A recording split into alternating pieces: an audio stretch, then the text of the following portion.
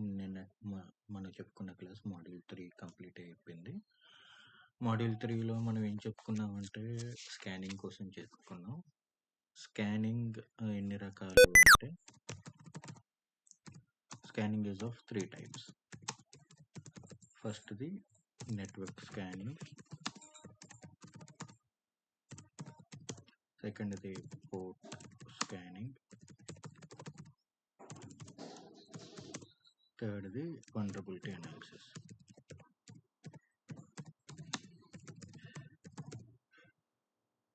ఇవి స్కానింగ్. మన మాడ్యూల్ 3లో మనం ఏం నేర్చుకున్నామంటే నెట్వర్క్ స్కానింగ్ కోసం మనం నేర్చుకున్నాం. ఇప్పుడు మనం నేర్చుకోవాల్సింది మాడ్యూల్ 4లో ఏం నేర్చుకుంటామంటే enumeration.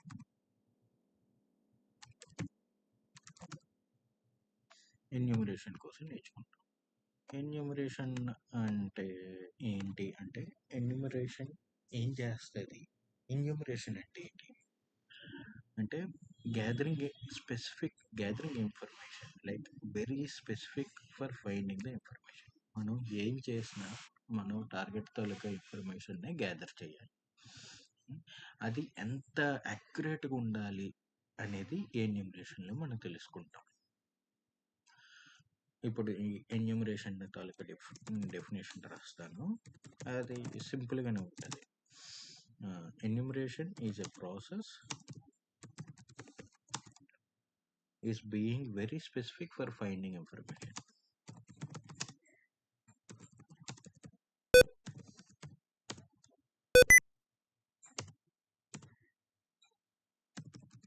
Is being very specific for finding information.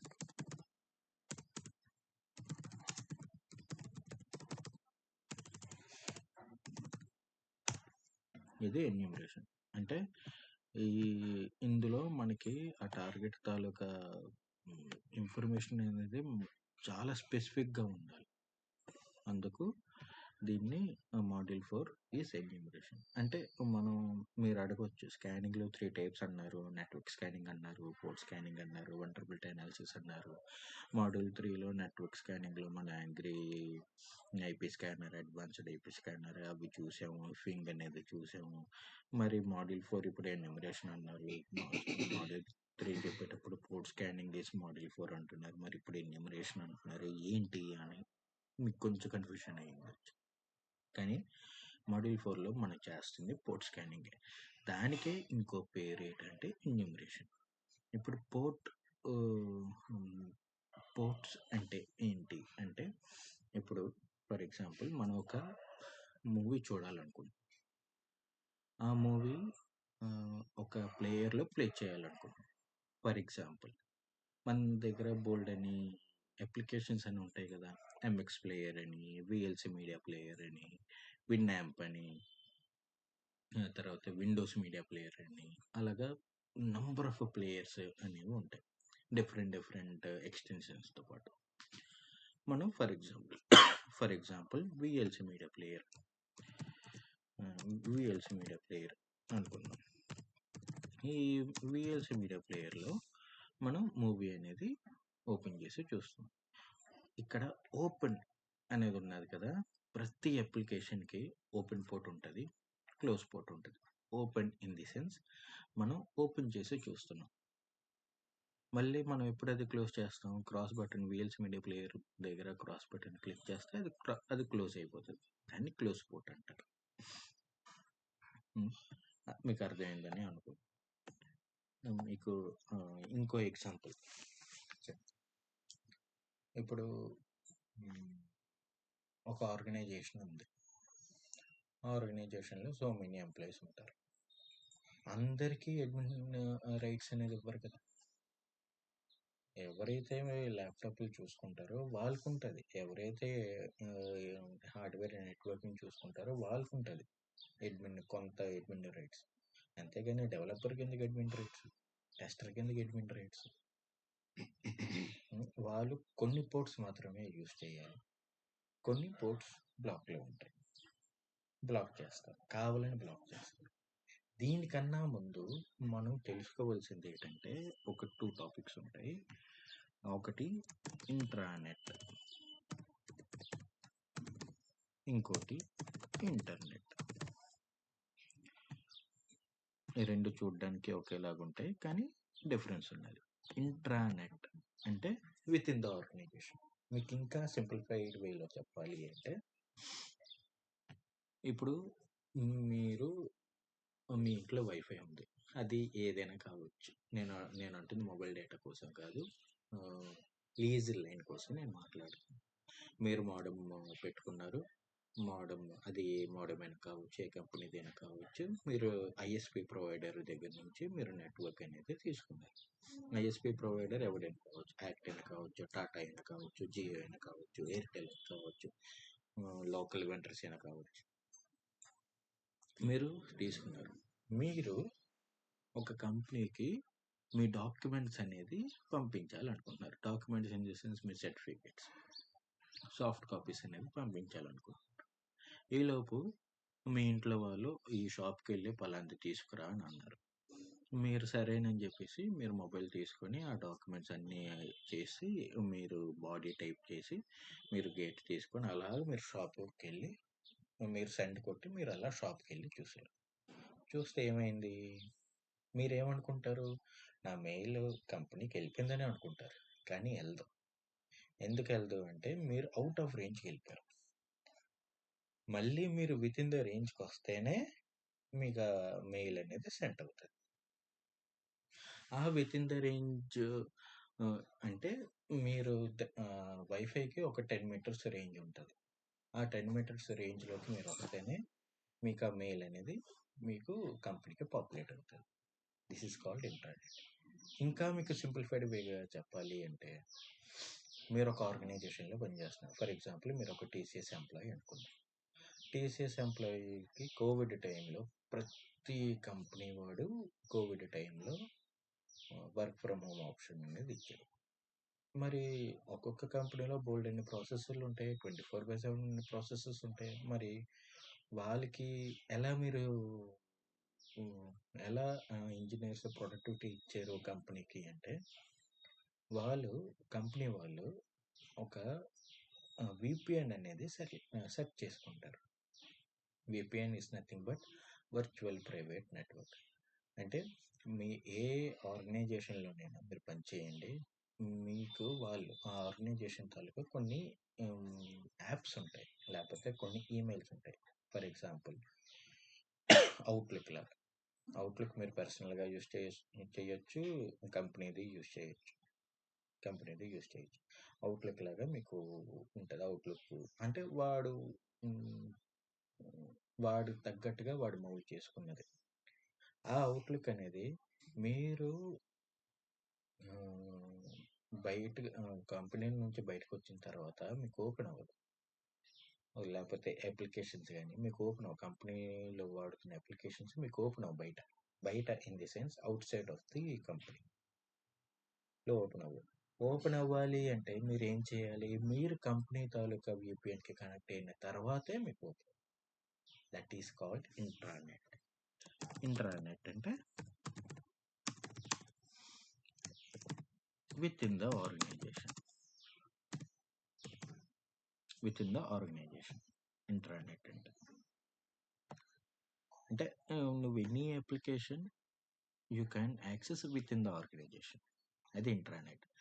ఇప్పుడు ఇంటర్నెట్కి వద్దాం. ఇంటర్నెట్ అంటే ఏంటి?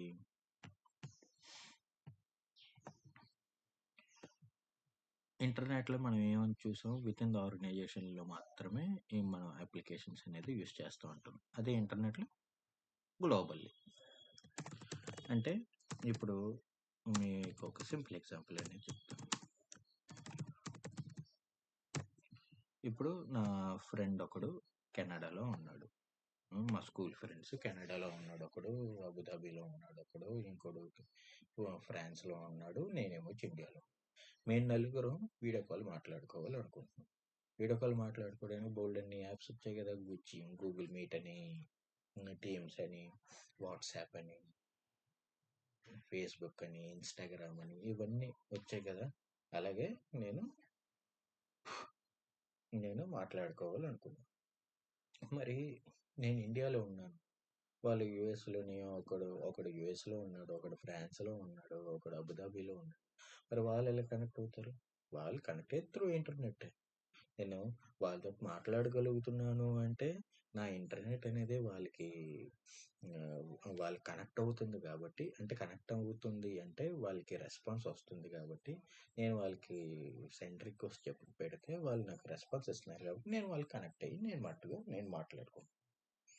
అది గ్లోబల్. అంటే ఇంకా మీకు సింప్లిఫైడ్‌గా చెప్పాలి అంటే, మీ జీమెయిల్ మీరు మొబైల్ డేటాలోనైనా యూజ్ చేయొచ్చు.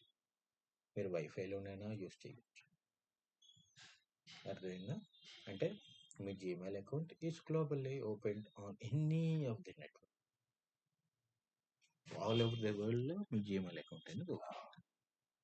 ఇప్పుడు ఇక్కడ మనం ప్రతిసారి మనం ఓపెన్ అని, క్లోజ్ అని మాట్లాడుకున్నాం. అసలుకి ఈ ఓపెన్ అంటే ఏంటి? క్లోజ్ అంటే ఏంటి? అంటే ప్రతి అప్లికేషన్‌కి ఓపెన్ పోర్ట్ ఉంటది. క్లోజ్ పోర్ట్ ఉంటది. ఓపెన్ అంటే ఓపెన్ చేయడానికి. క్లోజ్ అంటే అది క్లోజ్ అయ్యేటప్పుడు క్లోజ్ అవ్వడానికి. ఇప్పుడు ఇప్పుడు మనం పోర్ట్స్‌లో ఎన్ని టైప్స్ ఉంటాయి అనేది చెప్తాం. జనరల్‌గా పోర్ట్స్‌లో దానికన్నా ముందు ఒక ఆర్గనైజేషన్ తీసుకుందాం. ఆర్గనైజేషన్‌లో 5గురు ఎంప్లాయీస్ ఉన్నారు. అందులో ఒకడు డెవలపర్. ఇద్దరు ఆర్గనైజేషన్‌లో 5 ఎంప్లాయీస్ ఉన్నారు. అందులో ఒకడు డెవలపర్. వీడు ఏం యూజ్ చేస్తాడు అంటే ఆండ్రాయిడ్ స్టూడియో యూజ్ చేస్తాడు. ఇద్దరు టెస్టర్స్.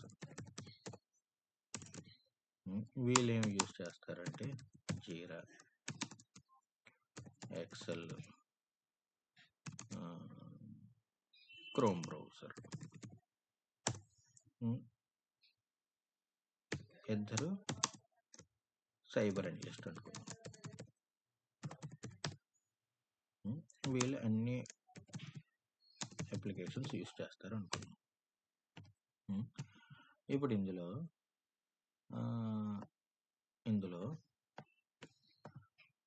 ఆండ్రాయిడ్ స్టూడియో వాడికి ఒక డెవలపర్ అని చెప్పాను కదా. తప్పని చేద్దాం. ఇద్దరు డెవలపర్స్, ఒకడు అడ్మినిస్ట్రేటర్ అనుకున్నాం.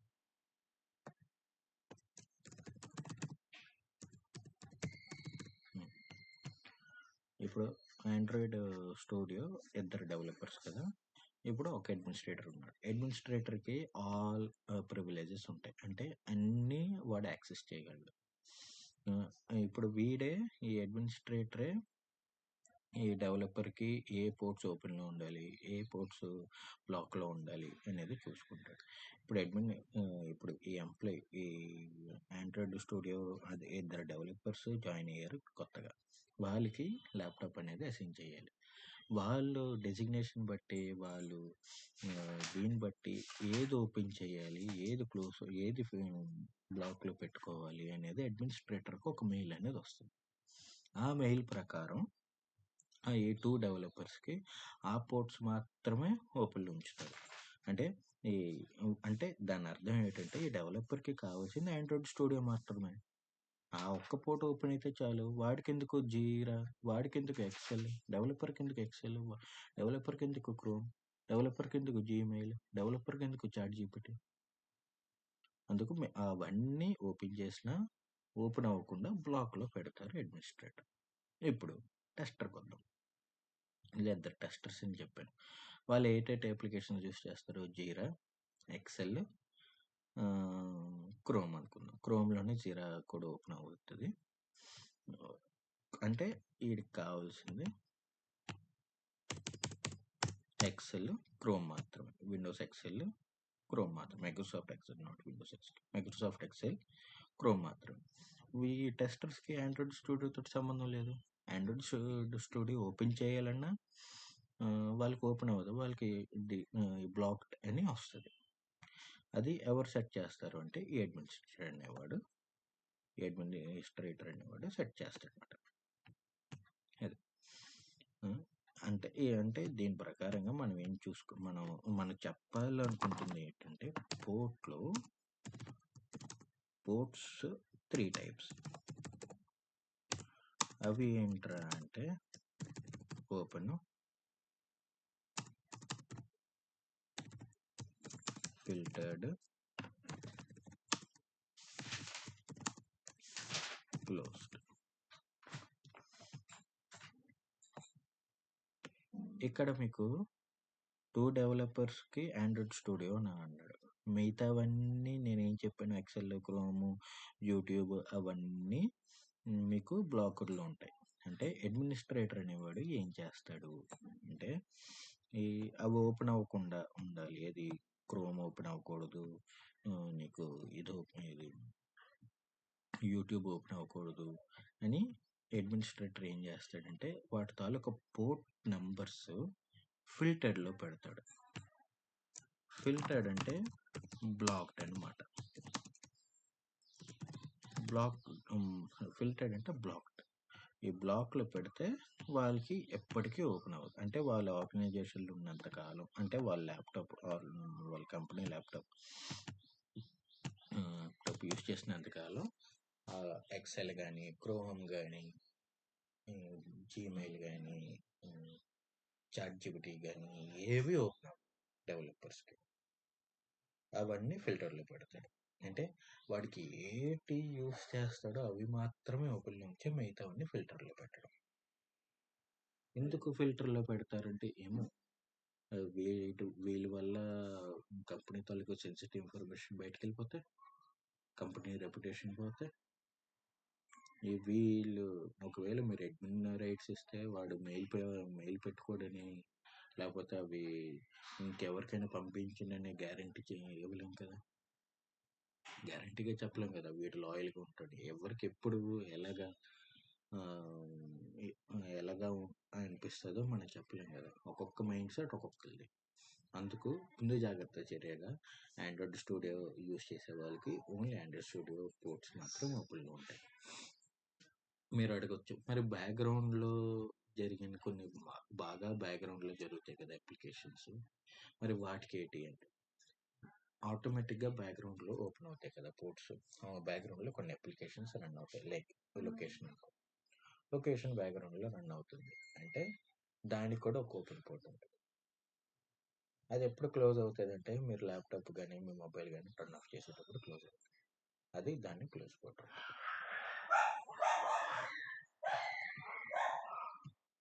ఇప్పుడు క్లోజ్డ్ కోసం చెప్పుకున్నాం. క్లోజ్డ్ అంటే మీరు ఇది అవ్వచ్చు. క్లోజ్డ్ అంటే అప్పటికప్పుడు నా అర్థం. క్లోజ్ అంటే క్లోజ్ చేసేటప్పుడు అని కాదు, అప్పటికప్పుడు. అంటే ఇంకొక ఎగ్జాంపుల్ చెప్తాను. ఇప్పుడు రాహుల్ అనే వ్యక్తి ఒక కంపెనీలో ఎంప్లాయ్ కింద కొత్తగా జాయిన్ అయ్యాడు.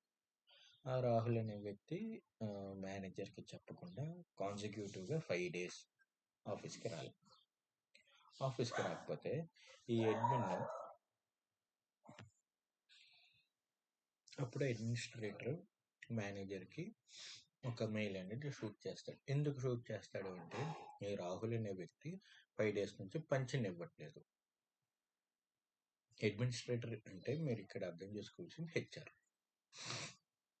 హెచ్ఆర్ అనేవాడు మేనేజర్కి ఒక మెయిల్ అనేది షూట్ చేస్తాడు. ఈ రాహుల్ అనే వ్యక్తి రావట్లేదు, ఏమైనా లీవ్లో ఉన్నాడా ఏంటి. అప్పుడు మేనేజర్ ఒకవేళ వాడు లీవ్ అప్రూవ్ అయితే లీవ్ అని చెప్తాడు. ఒకవేళ లీవ్ అని చెప్పాడు అనుకోండి, హెచ్ఆర్ అనేవాడు ఈ అడ్మినిస్ట్రేటర్ ఉంటాడు కదా, ఈ ల్యాప్టాప్స్ ఎవరైతే చూసుకుంటారో వాళ్ళకి ఒక మెయిల్ అనేది షూట్ చేస్తాడు. ఏమని, ఈ రాహుల్ అనే వ్యక్తి ప్రజెంట్ ఇన్ని డేస్ లీవ్లో ఉన్నాడు కాబట్టి ఆయన యూస్ చేసిన పోర్ట్స్ అన్నీ కొంతవరకు మీరు బ్లాక్లో పెట్టండి. అంటే మిగతా వాళ్ళు యూస్ చేయకుండా, ఒకవేళ ఈయన అవుట్ సైడ్ ఆఫ్ దీనికి వెళ్ళిపోయినా యూస్ చేయకుండా.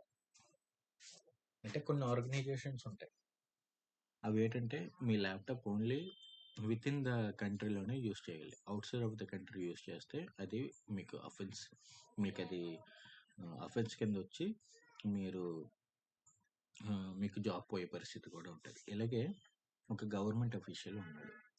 ఆయన పేరు మీద ఉంటుంది, మర్చిపోయాను. ఆయన ఇలాగే ఒక ట్రిప్ కోసం వేరే కంట్రీకి వెళ్ళాడు, కెనడాకి వెళ్ళాడు. అంటే ఆయన చేస్తున్న వర్క్లో only within the country మాత్రమే తిరగాలి. కానీ ఆయన లీవ్లో ఉండి ఆయనతో పాటు ఆయన ఆఫీస్ ల్యాప్టాప్ కూడా పట్టుకెళ్ళిపోయాడు. వేరే కంట్రీకి పట్టుకెళ్ళిపోయి అక్కడ ఈ రిటర్న్ ఫ్లైట్ టికెట్లు బుక్ చేసుకోవాలని చెప్పేసి ఆయన ఆఫీస్ ల్యాప్టాప్ ఓపెన్ చేసి రిటర్న్ ఫ్లైట్ టికెట్లు బుక్ చేయడానికి ట్రై చేశాడు. ఇక ఆఫీస్ ల్యాప్టాప్ ఓపెన్ చేశాడని చెప్పేసి వెంటనే ఈ గవర్నమెంట్ ఆర్గనైజేషన్కి వెంటనే ఒక మెయిల్ అనేది షూట్అవుట్ అయిపోయి వెంటనే వాడికి నువ్వు అర్జెంటుగా నువ్వు ఆఫీస్కి అటెండ్ అవ్వాలని చెప్పేసి మెయిల్ వచ్చింది. ఎందుకురా ఆఫీస్కి వెళ్తే వాళ్ళు చెప్పింది ఏంటంటే, నువ్వు అనాథరైజ్డ్గా నువ్వు వేరే కంట్రీకి వెళ్ళి నీ ఆఫీస్ ల్యాప్టాప్ అనేది యూస్ చేసావు, అందుకు you are very much responsible for this offence అని ఆయనకి ఒక షాకర్స్ నోటీస్ లాగా ఇచ్చారన్నమాట. ఇలాంటివి కూడా ఉంటాయి. ఇక్కడ ఈ రాహుల్ అనే వ్యక్తి 5 days నుంచి రావట్లేదు, లీవ్లో ఉన్నాడు. కాబట్టి హెచ్ఆర్ అనేవాడు అడ్మినిస్ట్రేటర్కి ఏం చెప్తాడు అంటే, ఈ మనిషి లీవ్లో ఉన్నాడు, అందుకు ఈయన యూస్ చేసే పోర్ట్స్ అన్నీ ప్రస్తుతానికి టెంపరీగా బ్లాక్లో పెట్టండి అంటే ఆ అడ్మినిస్ట్రేటర్ ఎందులో పెడతాడు అంటే క్లోజ్డ్లో పెడతాడు.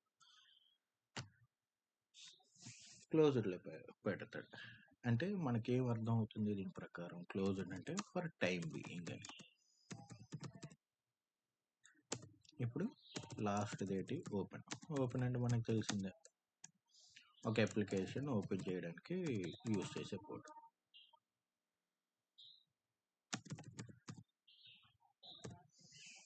ఒక అప్లికేషన్ యూస్ చేయడానికి ఓపెన్ చేసే పోర్ట్ అంటే ఒక జీమెయిల్ అప్లికేషన్, ఒక అవుట్లుక్, లేకపోతే ఒక విఎల్సి మీడియా ప్లేయర్, వీటికన్నిటికి ఒక పోర్ట్ ఉంటుంది. ఇప్పుడు ఈ పోర్ట్ నెంబర్స్ ఎన్ని ఉంటాయి అంటే, ఒక సిస్టమ్కి ఎన్ని ఉంటాయి అంటే, port numbers varies from 0 to 65,535. Same మన ఐపీ అడ్రస్ ఉంటాయి అన్నమాట. Port numbers varies from 65,535.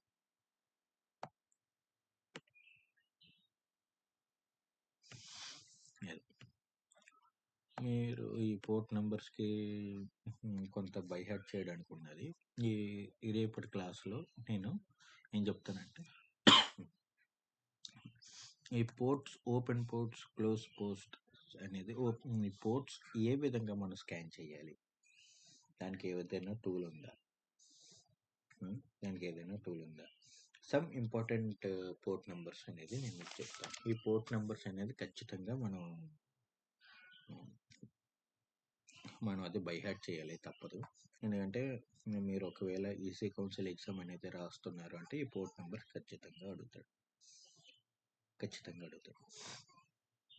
అవి చెప్తూ నేను మీకు ఇంట్రడక్షన్ ఆఫ్ విపిఎన్ అనేది నేను మీకు రేపు చెప్తాను. ఓకేనా? ఈ వీడియో కానీ మీకు నచ్చితే లైక్ చేయండి, సబ్స్క్రైబ్ చేయండి, షేర్ చేయండి మీ ఫ్రెండ్స్ తోటి. Thank you. ఏమైనా డౌట్స్ ఉన్నా నాకు మీ కామెంట్ సెక్షన్లో ఖచ్చితంగా అడగండి. నేను మీకు మ్యాక్సిమం రిప్లై అనేది ఇస్తాను. నేను రిప్లై ఇవ్వకుండా అయితే ఉండను. మీకు ఎలాంటి చిన్న డౌట్ వచ్చినా, మీకు ఎలాంటి ఇది వచ్చినా నాకు పింక్ చేయండి. నేను మీకు కమెంట్ సెక్షన్లో పింక్ చేయండి, నేను మీకు రిప్లై అనేది ఇస్తాను. Thank you. బాయ్.